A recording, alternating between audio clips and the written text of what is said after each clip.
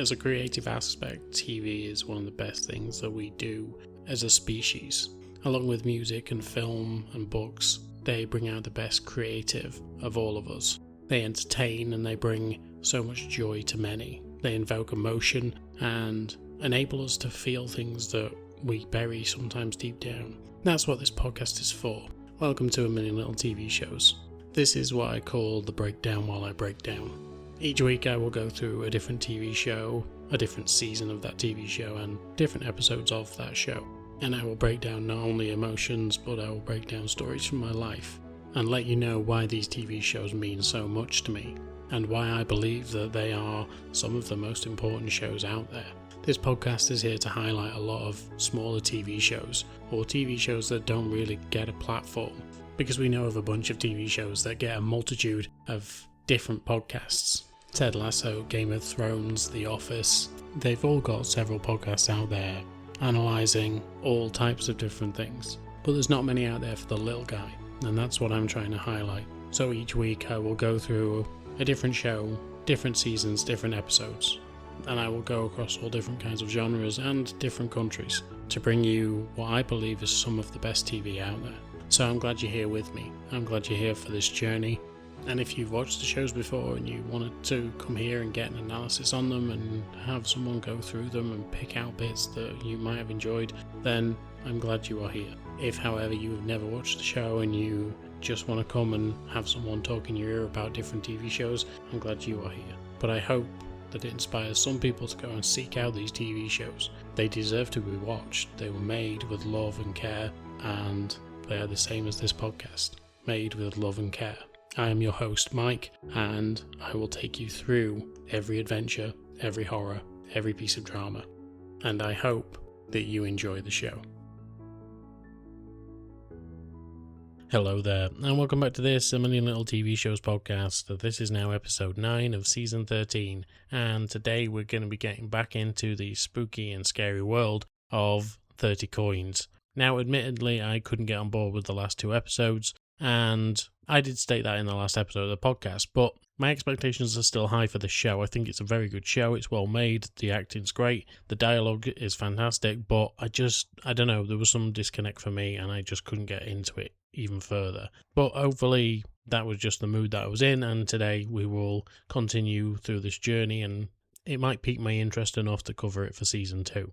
But I think it's been a good journey so far. Like I've said, there's nothing wrong with the show. I think it's just my attitude towards it. And I hope that changes in the next 4 hours I'm watching this show. But that's just because of my own hang-ups when it comes to supernatural stuff. It's not really my bag. And when it bounces all over like I feel like this has, it kind of puts me off a little bit. Anyway, let's get into today. So, this is 30 Coins, Season 1, Episodes 5 to 8.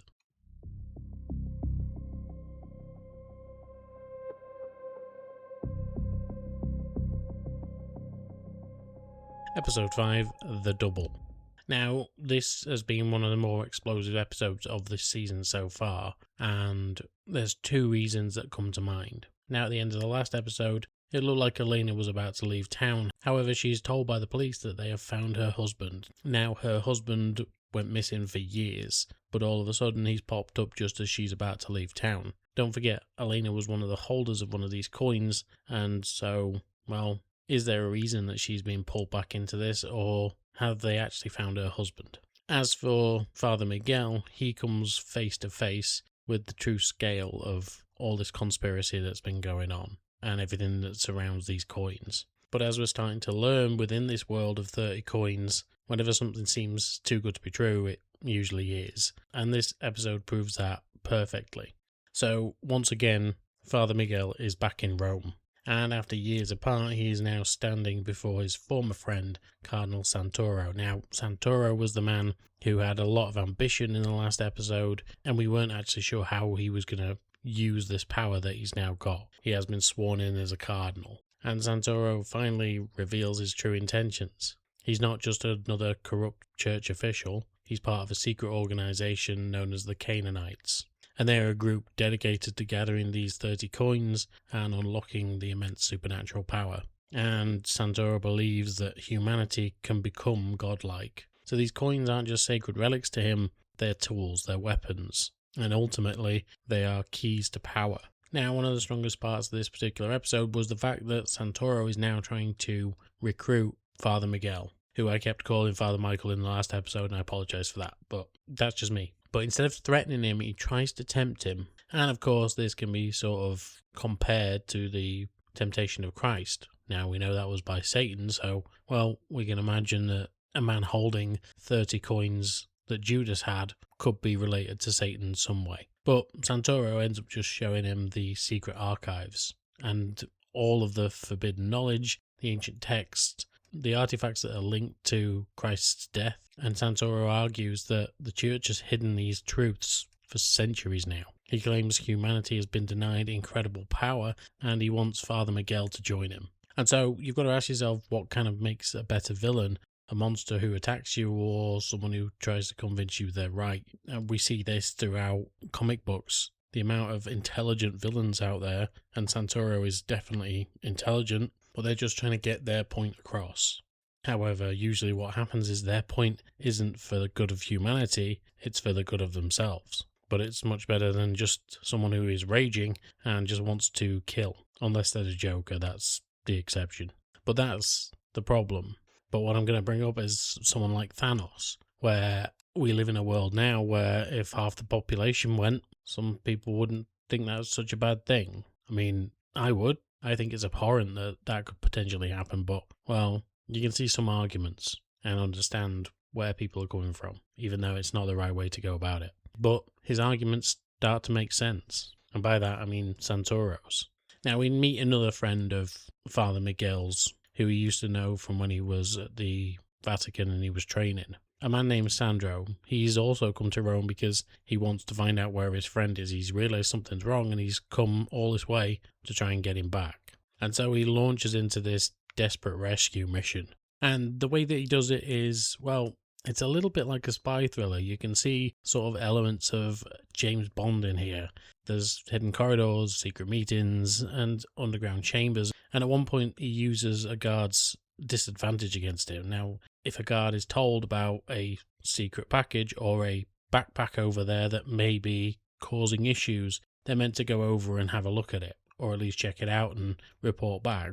And so that's what Sandro does. He tells this guy that there is a problem over there because Sandro wants to get through the door that is behind him. But what he finds behind this door is how much this conspiracy extends far deeper than he even imagined. Because Sandro finds an entire network of priests devoted to Santoro's cause. This isn't just a rogue operation, it's an organised movement. So like I've said, Elena has just found out that her husband's back, and she goes to the police station.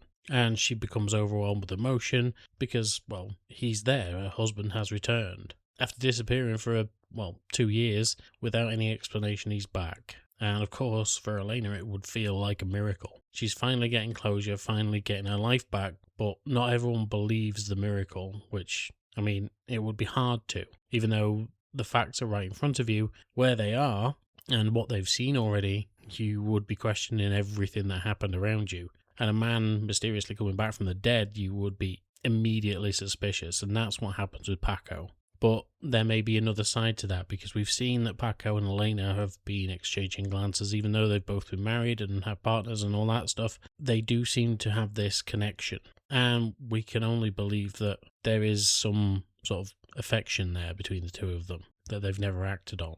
But nothing really seems to make sense about what happened with Mario and his return. And that's where one of the locals, a man named Jesus, comes into this. Because Jesus reveals something major throughout this episode. Years earlier, precisely 2 years earlier, Jesus was on a hunting trip and ended up killing Mario by accident. And he just secretly buried the body. So nobody knew what had actually happened with Mario. And so he knows that the man that is currently walking around town couldn't possibly be Mario. Because, well, he knows he's dead. And so Paco ends up investigating. He finds the grave that Jesus dug, and he digs up the remains. And so now we've got to wonder who is living, or what is living, with Elena right now. And this is where we come to the title of the episode, The Double. Because Mario isn't Mario. He's a doppelganger, supernatural copy, and a creation designed for a purpose. And this is where Elena's nightmare ultimately begins. Because by this point, Elena and this fake Mario have decided to leave town. However, as they're driving, this Mario starts to actually ask questions of her. He asks about the coin, and of course, she starts to worry. They end up in a fight, and Elena admits that she threw it in the reservoir. The problem with that is he's not bothered. He's going to get that coin, whatever, and he drives them both to the reservoir. Elena manages to access her phone and ends up texting Paco, who comes out to help. But when Paco gets to the reservoir, they're both on the other side of the barricade. And this fake Mario is literally about to jump off with her and try and find this coin. Now, back in Rome, Santoro gives Father Miguel a final test. Because they've actually caught his friend Sandro, they get him to prove his loyalty. And of course, it's that he must kill Sandro. It's a classic temptation, a power versus friendship, and an ambition versus faith. Father Michael looks like he's going to comply, but then, of course, does the old switcheroo. He ends up stabbing Santoro, and he and Sandro run off together. Everywhere they turn, there is people with guns and people with knives, and they manage to escape. However, with the amount of downed bodies that are there, Santoro picks one of them, takes the knife out of his side, and uses his own blood on this person. This person starts to puff up and becomes this horrific monster.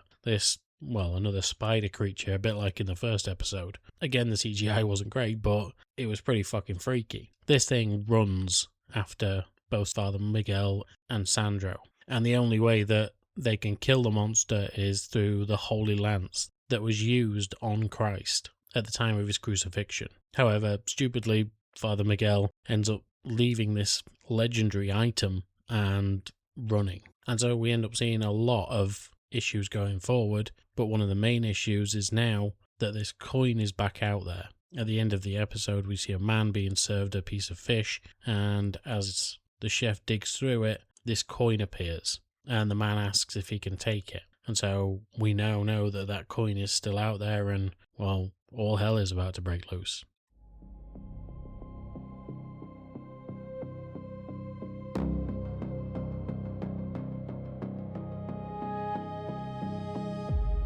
Episode 6, Holy War. So after the events of episode 5, which was fucking badass, this episode seems to kind of calm the waters a little bit. And so there are fewer monsters and fewer action sequences. It's more about the people involved and how they're gearing up for, well, what potentially is the end game. So Father Miguel is in hiding. Elena is trying to escape her destiny. And Paco is ready to abandon everything, whereas Cardinal Santoro is getting closer to total victory.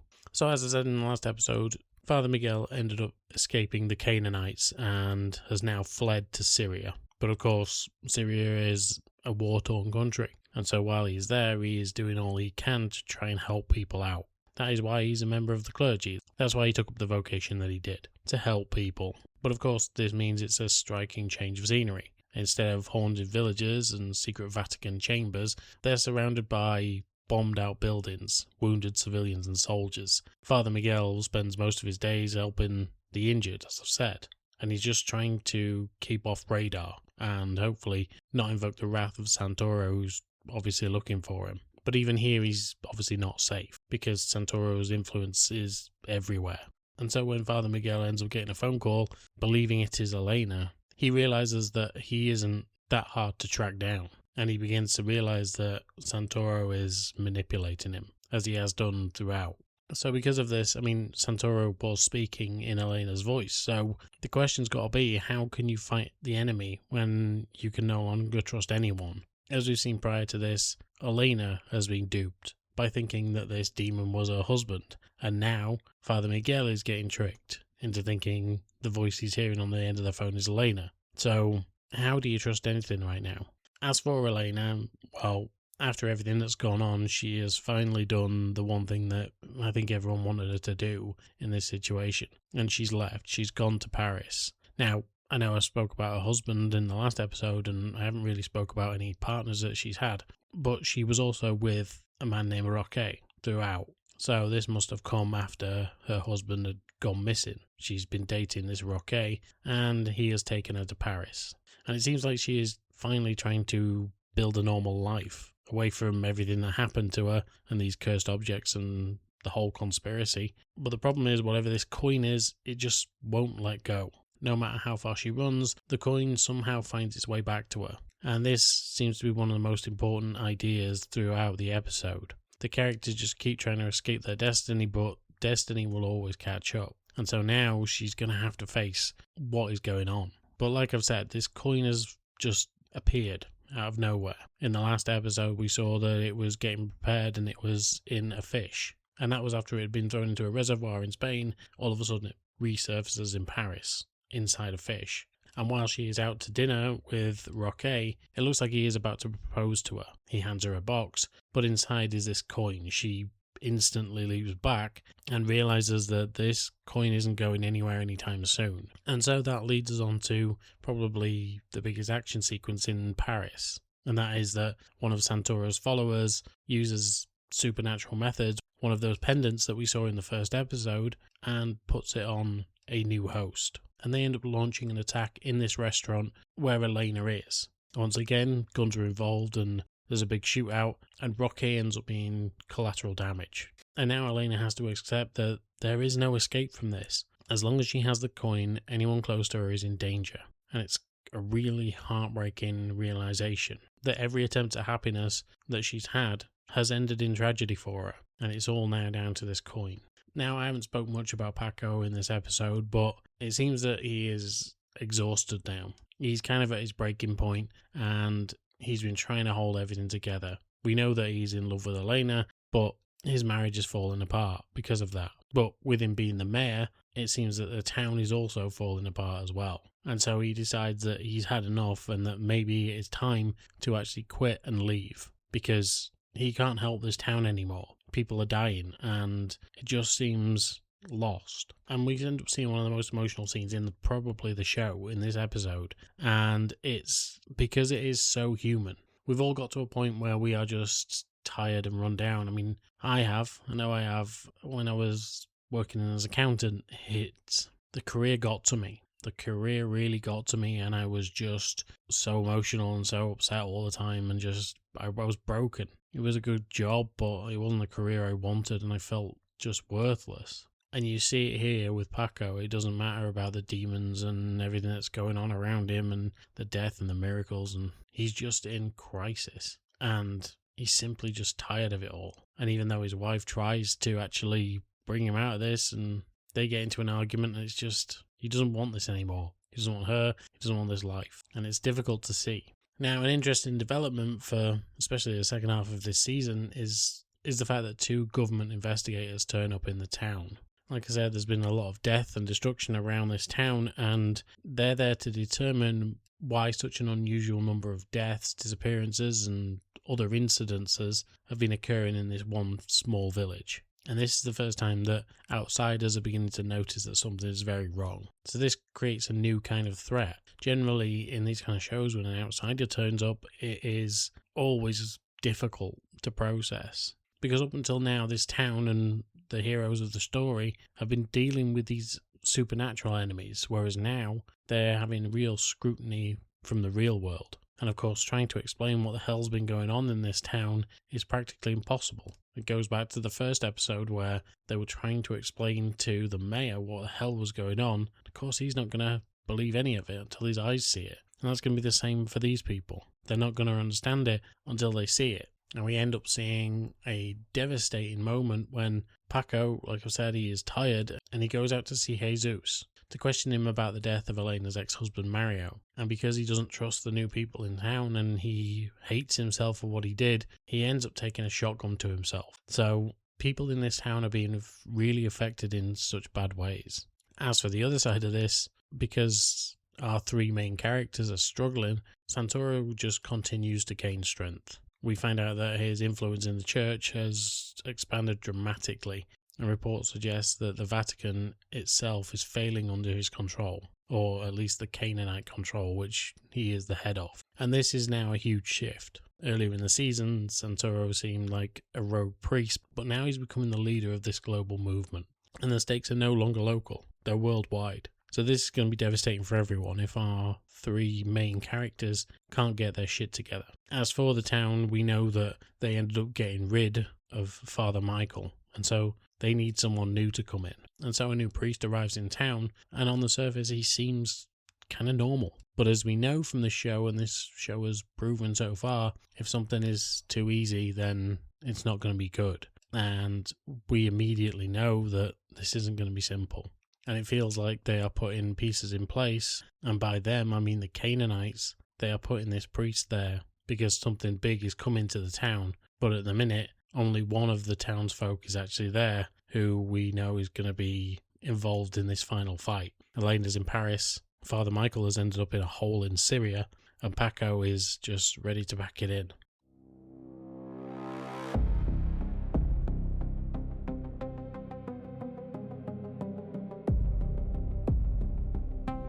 Episode 7, The Glass Box. Now, after the last few episodes where we've been separating the main characters, we need to start bringing them back into the fold.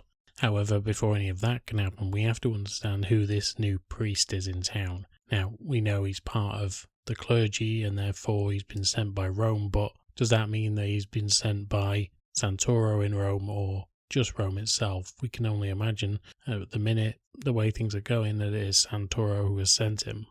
And what he is able to do is create basically a glass dome effect. Now, we'll have probably seen this in Under the Dome from Stephen King, or in fact, the Simpsons movie, if you ever watched that. But it seems at this point that these kind of strange occurrences are just the norm in this particular town. But all this is doing now is expanding the mythology while pushing us towards the explosive finale. So, let's start with this new priest that's come into town. It seems as though he's definitely not there to help this town. As we know, people in town have been dying. The mayor is basically given up at this point. There's no religious figure in the town because they got rid of Father Miguel, and this town has been plagued throughout the whole series. But all this is now is just another piece of the puzzle to kind of turn this town into a hellscape. And this new priest is very much part of Santoro's larger operation. And like many of Santoro's followers, he presents himself as trustworthy while secretly advancing the Canaanites' agenda. With the help of some of the more shady people in town, he manages to do some pretty weird things, but it ends up creating this dome around the town, so it's a very eerie occurrence. But this is reinforcing one of the main themes from the show. The greatest threats are often wearing familiar faces, and the enemy rarely announces itself. And instead, it's infiltrating institutions and communities and relationships. And of course, in a small town like this, that is terrifying. So, let's talk about this mysterious glass box then, because it seems to trap people within the town. But this is a brand new supernatural element to the show that we've not seen before. But because at first nobody really understands what it does, as the story progresses, its purpose becomes terrifyingly clear. And it seems that the box is just that, it is capable of imprisoning people within a distorted reality. So the townsfolk become trapped. And when they're inside this alternate space, it seems like time and perception no longer function normally. And this creates some of the most visually creative sequences in the show so far. As I've said before, some of the CGI is a little bit off in this show, but this particular part of it looks stunning. Like, they show kind of drone shots of the actual city or the town, and it's got plumes of smoke in there that are coming out of buildings, but it can't actually escape anywhere. It's a bit like a snow globe. But this forces the characters to question what is real and what is an illusion, and whether they can even escape. And so we've seen different kinds of reality-bending things in this show. There's been dream sequences and people trapped inside their own thoughts. But now these town folks are physically trapped. And you've got to ask yourself which is more terrifying, to be trapped inside a reality that only you can see, or to be physically trapped, as these people now are. However, like I say, this episode is about bringing the main players back together. As we know, Father Miguel is actually still in Syria. He manages to escape the people that have actually took him hostage, and these are also people that work for Santoro. He manages to escape with a couple of the people, and they end up getting into a car and driving away. But now, because of his experience in Syria, it's changed him. He's seen how large the conspiracy has become. He understands that Santoro's plans are accelerating. And most importantly, he realizes that there isn't much time left. He knows he has to get back to his town. Now, things were going bad when he was in town, but now it seems that things have took a significant turn. And with him being away, with his absence, the town has really fallen apart. And so we know that him coming back will be something significant. And maybe that's why Santoro was trying to keep him so far away. Because for all of his flaws, he's still the person that's most capable of understanding what's happening right now. Now again, as we know, Elena also left town, but she ended up going to Paris. She went the totally opposite way to Father Miguel. And throughout the season, she's fought against this belief. She is a person of science. She knows that there should be a rational explanation behind everything. But when all else failed, she then tried to escape. She's trying to return to a normal life, but after all she's experienced, denial is no longer possible. And that's why this episode marks the moment that she truly accepts that she's involved in something supernatural, and she accepts that reality. She becomes far more proactive. Instead of reacting to events, she starts making choices. And this is a very subtle but important transformation for her, and for the outcome of the show. Now, as for Paco, we know that he didn't actually ever leave town, and that shows his loyalty not only to the town but the people of it. And it's why he's kind of one of the most underrated characters in the show, where Father Miguel has the special knowledge and faith and religion on his side, and where Elena has scientific expertise on her side. Paco's just a simple and ordinary man. He's trying to protect the people that he loves. Yet, time after time, he chooses courage over comfort. And once again in this episode, we see Paco stepping into danger despite having every reason to walk away. This town has done nothing for him so far in the last however long this show has been. It's really beaten him up. He could have just walked away, but he hasn't. And that willingness to keep fighting makes him one of the most relatable characters in the show, because sometimes you just got to stand up and fight, and he is very much willing to do that. Now, as for this glass box, this really does turn into a horror. If you've ever been trapped, if you've ever felt trapped, it's not a nice feeling. And in this case, they can see the outside, physically can see it, but there is no way out for them. And that's why this particular episode will be something that will live in the memory when you are thinking about this show. The glass box, it bends reality, and people become isolated from the outside world. The horror here isn't based on violence, it's based on helplessness. And the characters can see freedom, but they just can't reach it. And this creates a unique psychological terror that feels very different from the monsters and possession stories that we've seen so far in the show. But one thing that's good about this is the fact that, yes, okay, the people can't get out, but people can get in. We see that Elena and Father Miguel managed to breach this protective dome around the city, and they manage to get back in. However, when they do, this piques not only the new priest's interest, but also Santoro's. He feels a shift as she walks into the town. And so, while our heroes are struggling, Santoro continues advancing his plan. The Canaanites have become more organised, their operations become more aggressive, and their confidence has grown. By this point in the story, Santoro no longer feels like someone working from the shadows. He's beginning to reshape events openly. And this is no longer whether he's dangerous. The question really is whether anyone can stop him. So as we approach episode 8, we've seen that Father Miguel has returned, we've seen that Elena has returned, we know that Paco is still committed to this cause, but Santoro is really gaining power, and these coins still remain at the centre of everything, and especially Elena's coin, which has now ended up in the hands of the new priest. So just as all hope has been taken out of the show, we know we've got one last episode to turn it around.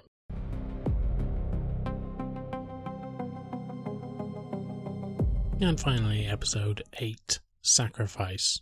Now, after the supernatural horrors, ancient relics, demonic conspiracies, and religious warfare, everything starts to come to a head in this final chapter. And we know that Father Miguel and the Cardinal Santoro are finally going to collide. And the mystery of the coin is finally going to reach its climax. But as with all things in war, victory will always come with a terrible cost. Now, as for the town, this is basically going to become ground zero for what is about to happen next. And one thing becomes immediately clear, and that is the battle is no longer hidden. The strange events that have plagued this town have culminated in a town-wide crisis. The Canaanites have now moved in. Like I've said, people are allowed past the barrier to come in, but they aren't allowed out. And so we see multitudes of these Canaanites, these followers of Santoro, coming into the town. But within this town are the ordinary citizens that are now caught in the middle of this. And this is something that has been built in all season. And being such a small town in the middle of Spain, like 2 hours from Madrid, I think, it once felt isolated from the world. But now it is the centre of this global conflict between good and evil. And in this final episode, we see the scope of Santoro's ambitions. Throughout the season, he's been gaining power, allies, relics, and knowledge. And now we learn why. Santoro believes that the 30 coins can fundamentally shape reality, and he views himself as a visionary, a revolutionary, and someone destined to bring humanity into a new age. I mean, think about all the people in the world right now. How many of them would claim that? I know of at least 2 that I can name right now. One's in the White House and one just became a trillionaire. And they'd say exactly the same things as what I just said there. But from the other side of the coin, quite literally in this respect, when you're looking at it from everyone else's perspectives, he's become a fanatic willing to sacrifice countless lives for power. So I think the question you've got to have here about Santoro is, he is obviously the villain of this piece, but do they know they're villains? Again, it's a bit like Thanos. He didn't set out to be the villain of the piece. He wanted to make it so that there was more resources to go around. And by halving the population, that makes it easier. But he doesn't see the cost, he just sees the benefits. And that's the problem when you're dealing with any sort of life form. If you don't see the benefits, then you are the villain. But Santoro believes that he is genuinely trying to save humanity. And that makes him a frightening character. However, on the flip side of this, one of the strongest aspects of this finale is seeing the main trio together again. As I've said before, Father Miguel provides faith and experience, Elena provides logic and determination, and Paco is the epitome of courage and humanity. As we've seen throughout the season, when they're separate, they're vulnerable. However, when they're together, they're capable of resisting the chaos around them, and their partnership has become the emotional core of the show. And we see how far these 3 have come since the very first episode. Episode 8 now, they are ready for all-out war. But as the conflict escalates, casualties begin mounting. We see friends become enemies in this episode. For instance, Paco's former wife, they've been all over the place this season, but they end up on the opposite sides. She seems to back the Canaanites even though she can see how bad things are, and she feels like a lost ally in this. And so where she's tried to be on the side of good or just be neutral, she's realised that she can't. And there's several others in the town that know that they cannot stay neutral anymore. Their survival counts on it. But what we see from this series is, from the very beginning, it has always seemed localised. This small apocalypse that was happening in this town has always been something that was it's just a local issue. However, now, with the fact that all these Canaanites have come into town and we see how far stretching this reaches now, this has started to become a true apocalypse. And it suggests that if Santoro succeeds, the consequences won't just affect this small town. They're going to affect the entire world. And this is where the title comes in. There's going to have to be a sacrifice. There's going to have to be something that will change the outcome of the show. And ultimately, in this case, it's always going to be the religious figure that ends up being the sacrifice. And so Father Miguel is the one that ends up being that sacrificial lamb. Throughout the season, he's been forced to make difficult choices. Power over faith and knowledge over wisdom. Self-preservation over responsibility. He now faces his greatest test, and without going into too much detail, the finale simply asks, what is someone willing to sacrifice to stop evil? And this is exactly what Father Miguel is there for. He's a flawed character. He remains haunted, but he will never stop fighting until his dying breath. And at the end, he is the one who has to take Santoro out. It's been written from the very start. As for Elena and, I suppose, Paco at some point, throughout the show, they have shown that they doubted most things, and she always wanted a rational explanation for things. They both wanted normalcy. But right now, they've started to accept supernatural threats and combat them. And she understands that some battles cannot be avoided. They both do. And by the end, they end up paying a price for that.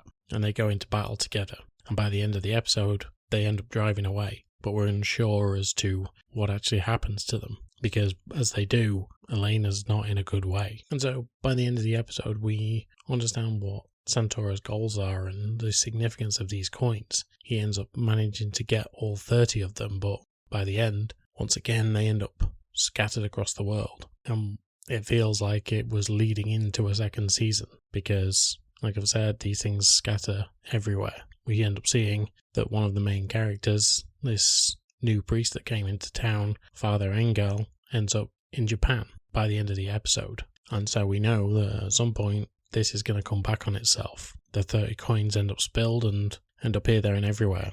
So even though I've said that this was a war, it feels like this was just more of a battle and that the war still rages on. And so the story isn't finished.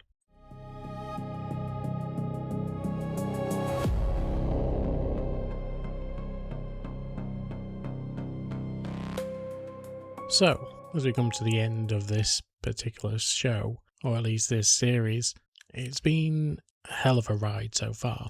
And what started as a bizarre mystery in a Spanish town ended up evolving into a full-scale supernatural war. And throughout the season, our three main characters discover that the strange events plaguing their own town are all connected to one of the legendary 30 coins of Judas Iscariot. And these aren't just artifacts, they hold extraordinary power and are hunted down by a religious sect. And I think it's just been a fascinating show to watch throughout. I really enjoyed the religious aspects of it. I think it was very clever in the way that it sort of would have opened a few eyes who watched it. Essentially, when Father Miguel goes to the Vatican, for instance, and he's able to look through the records that didn't make it to the Bible, that's really interesting. Because if anyone watched this that didn't know about how the Bible was put together, that might start putting questions in their head about it. And I think this could work as an English-speaking show as well. I think it was Netflix who did it, but if someone like Netflix wanted to pick it up and do it as an English language show as well, this could really work. At least then it would be in two of the most spoken languages in the world, in Spanish and in English, and would mean that maybe other people started to question it as well. I think it's a very interesting show, especially from the religious aspect, but the CGI was terrible. It felt like it was something from the 90s, something you'd see in the Power Rangers. But I suppose if you are engaged enough in the show, then that can't take you out of it. And ultimately, this was a good show. And so I am really undecided whether I'm going to do season 2. The show ends on a massive cliffhanger, but I know that they plan 3 series, so therefore it's going to end on a massive cliffhanger on season 2. And I know that they're trying to shop it around right now to try and get someone else to pick it up, but if it doesn't get picked up, then it just ends. And so that makes me kind of think maybe I should just end it here, because season 2 is just going to be on a cliffhanger as well, and I may never know what was meant to be. But anyway, let me know what you think in the comments, because I'd like to know if you want me to cover this again for season 2. I think it's worth it, but I've got a lot of other stuff to do, so I'm going to leave that in your hands. However, for today I'm done, so thank you all for being here, thank you all for listening to me ramble on. This has been a lot of fun, and until next time, I will speak to you soon. Bye. As always, thank you for listening to this podcast, and you could really help me and the podcast by giving a like, share, subscribe on all major platforms that you listen to podcasts on. As an independent podcaster, this will just help me exponentially when it comes to actually doing more things with this podcast. I truly do enjoy this, and I absolutely love revisiting these TV shows with you guys. So any engagement from you is always welcome, and I will try and listen to all of you when you give suggestions or just tell me what you think about the podcast. But once again, thank you for listening, and until next time, I will speak to you soon. Bye.